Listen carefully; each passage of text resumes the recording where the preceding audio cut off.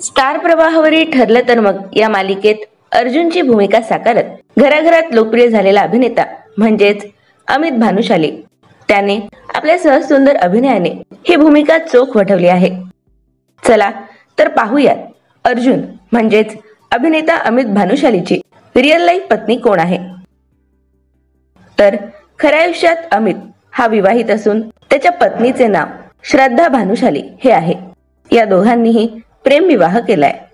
2014 मध्ये मे महिन्यात त्यांची पहिली भेट झाली। त्यानंतर त्यांच्यात मैत्री वाढली व पुढे अमितने थेट श्रद्धाला लग्नाची मागणी घातली आणि अखेर 23 फेब्रुवारी 2015 ला हे दोघे लग्नबंधनात अडकले।